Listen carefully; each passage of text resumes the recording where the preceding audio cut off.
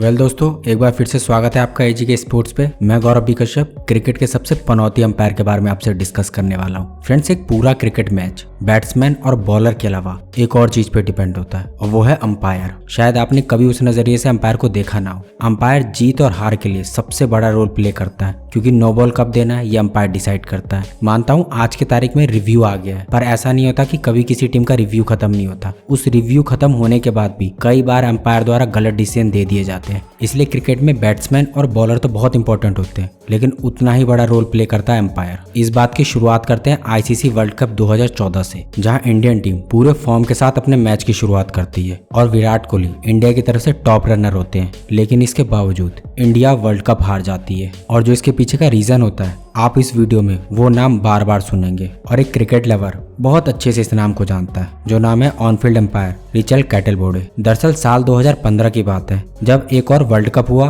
और इंडिया के लिए लगातार दूसरी बार वर्ल्ड कप जीतने का मौका था। इंडिया को अपनी पूरी टीम पे काफी भरोसा था, क्योंकि इंडियन टीम 2011 वर्ल्ड कप जीत के साथ आ रही थी। इंडिया बहुत अच्छी शुरुआत करती है। इंडिया अपने ओपनिंग के सारे मैचों में बहुत अच्छी शुरुआत करती है और ओपनिंग से लेकर लगातार हम सारे मैच जीतते हुए आते हैं और सेमीफाइनल में पहुंच जाते हैं। सेमीफाइनल में हमारा मैच इंडिया वर्सेस ऑस्ट्रेलिया के बीच होता है, जहां पर इंडिया बाकी मैचों की तरह बेहतरीन परफॉर्मेंस करती है और हम ऑडियंस को उम्मीद था कि ये मैच कंफर्म इंडिया ही जीतेगी। लेकिन इंडियन टीम पूरी तरह से ताश के पत्तों की तरह बिखर जाती है। कहने को तो बहुत सारी वजह थी उस मैच में, लेकिन एक कॉमन कारण वही था, ऑन फील्ड अंपायर रिचर्ड कैटलबोर्डे इस मैच में भी थे। आगे चलते हैं, साल 2016 आता है। इंडिया के बेहतरीन बैट्समैन विराट कोहली अपने प्राइम फॉर्म में होते हैं और पूरे सीरीज में अच्छा परफॉर्मेंस देते हुए टॉप रन स्कोरर होते हैं। और पूरी इंडियन टीम के बदौलत इंडियन टीम पहुंच जाती है 2016 के सेमीफाइनल में, जहां पे इंडिया ने बेहतरीन परफॉर्मेंस के जरिए अपनी टीम का स्कोर 192 रनों तक पहुंचा देती है। और फिर वही इंडिया को एक और झटका लगता है। लास्ट मोमेंट पर मैच के 20वें ओवर के चौथे बॉल पर इंडिया ये मैच हार जाती है। कारण बहुत सारे रहे,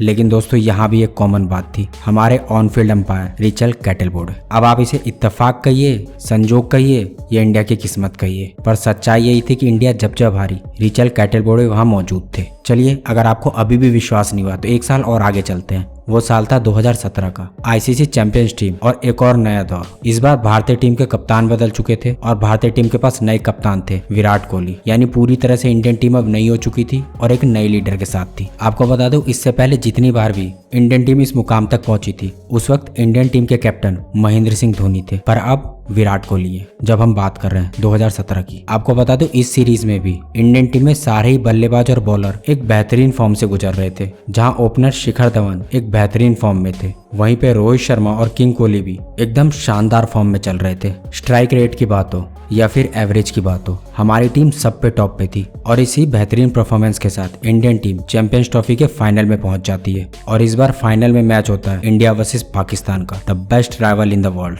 कहे तो दुनिया का सबसे बड़ा मुकाबला। यहाँ पर पाकिस्तान पहले बैटिंग करने आती है और मैच 4 विकेट खोकर 338 रनों का स्कोर खड़ा कर देती है। लेकिन इसके जवाब में जब इंडियन टीम बैटिंग करने उतरती है तो मैच 158 रन पे ऑल आउट हो जाती है, जो इंडियन ऑडियंस के लिए किसी भी भयानक सपने से कम नहीं था। कह सकते हैं आप किसी ने भी इस बात पे विश्वास ही नहीं किया कि कैसे पूरी इंडियन टीम मैच 158 रनों पे सिमट गई, क्योंकि पिछले सारे मैचों में इंडिया बेहतरीन प्रदर्शन करते हुए आ रही थी और सामने पाकिस्तान था। ऐसा हो कैसे सकता है? बता दें दोस्तों, इन सारी घटनाओं पे तो वैसे ही विश्वास करना मुश्किल था, लेकिन यहाँ भी एक कारण कॉमन था, वो थे ऑन फील्ड अंपायर रिचर्ड कैटलबोर्डे। चलिए, अगर अभी भी विश्वास नहीं हुआ और आगे चलते हैं, साल 2019 आईसीसी वर्ल्ड कप। एक और मौका भारत के विश्व विजेता बनने का, जहां हमारे ओपनर रोहित शर्मा उस वक्त बेहतरीन फॉर्म में थे। रोहित ने सचिन तेंदुलकर के एक वर्ल्ड कप के एडिशन में 5 शतक बनाने के रिकॉर्ड की बराबरी कर ली थी। वहीं हमारे किंग कोहली और कैप्टन भी बेहतरीन फॉर्म में थे, जो कि इंडिया की तरफ से सेकंड रन स्कोरर थे उस वक्त। और चूंकि हमारे टॉप ऑर्डर बहुत अच्छे थे, तो पूरी टीम बहुत अच्छा परफॉर्म कर रही थी। यानी चाहे कोई भी बैट्समैन उठा लीजिए, चाहे बॉलर, अपने बेहतरीन परफॉर्मेंस और कड़ी मेहनत की वजह से अपने इस वर्ल्ड कप का सफर इंडिया पहुंचा लेती है सेमीफाइनल तक, जहां पे इंडिया का मैच होता है न्यूजीलैंड के साथ। यानी साल 2019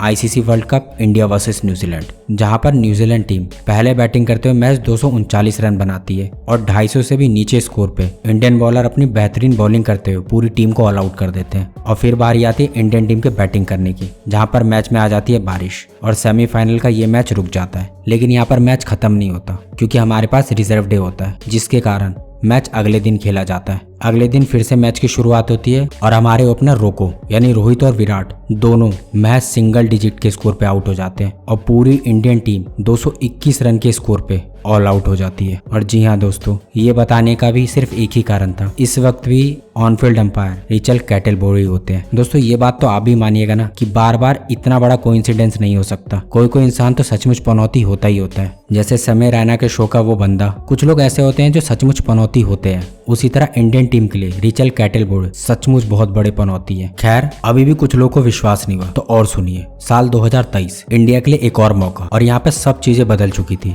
हमारे इंडियन टीम के कैप्टन, टीम मैनेजमेंट, कोच, क्योंकि अब हमारे कैप्टन विराट नहीं रोहित बन चुके थे। बिना किसी मैच हारे इस बार भी वर्ल्ड कप में हम सीधा फाइनल तक पहुंच जाते हैं। आपको बता दूं, इससे पहले साल 2003 में ऑस्ट्रेलिया ऐसा करने में सफल रही थी, जहां पर ऑस्ट्रेलिया टीम वर्ल्ड कप जीत के ले जाती है। हाँ, ये बात भी सच है कि उस वक्त ऑस्ट्रेलिया ये मैच भी इंडिया के खिलाफ ही खेल रही थी और आज भी ऑस्ट्रेलिया इंडिया के खिलाफ ही खेल रही है। फिर से जिस तरह से पूरे मैच में वो खेलते हुए आ रहे थे, उसी तरह इस मैच में भी हमारे रोहित शर्मा बतौर ओपनर पूरी टीम को एक बेस्ट स्टार्ट देते हैं। और आपको बता दो, इस पूरे सीरीज में रोहित शर्मा का स्ट्राइक रेट सबसे अच्छा होता है। वहीं पर विराट कोहली भी 765 रन बनाकर सचिन तेंदुलकर का एक महान रिकॉर्ड तोड़ देते हैं इस विश्व कप में, जिससे इंडियन फैंस तो ये बात समझ ही रहे थे कि इस बार इंडिया धो डालेगी सबको। और हमें पूरी उम्मीद थी कि इस बार हमारी इंडियन टीम को विश्व विजेता बनने से कोई नहीं रोक सकता। शुरू होता आईसीसी वर्ल्ड कप फाइनल का मुकाबला इंडिया वर्सेस ऑस्ट्रेलिया, जहां पे इंडियन टीम पहले बैटिंग करने आती है, जहां पर सबसे पहले बैटिंग करने आते हैं शुभमन गिल और रोहित शर्मा, और सबसे पहले आउट होते हैं गिल, जिसके बाद रोहित शर्मा, फिर विराट कोहली, और धीमी धीमी इंडिया की पूरी टीम ताश के पत्तों की तरह बिखर जाती है। जिस तरीके से इस मैच में इंडियन टीम पूरी तरह से बिखर गई, ऐसी उम्मीद शायद ही किसी ने की थी, जिस वजह से इंडिया एक बहुत ही छोटे टोटल पर ऑल आउट हो जाती है। इसके बाद बैटिंग करने आते हैं ऑस्ट्रेलियन टीम, जो कि बहुत ही आराम से इस मैच को जीत के हमारे हाथों से हमारी ट्रॉफी लेके चले जाते हैं और इंडिया के अंदर से फिर से विश्व विजेता बनने का सपना ही रह जाता है। और इन सारी बातों में एक चीज इस वर्ल्ड कप में भी कॉमन थी, और वो थी ऑन फील्ड अंपायर रिचर्ड कैटलबरी। दोस्तों इतने सारे मैचों का परिणाम देखकर आपको ये समझ में तो आ ही गया होगा कि ये अंपायर पनौती है कि नहीं। आपको क्या लगता है, कमेंट में जरूर बताइएगा।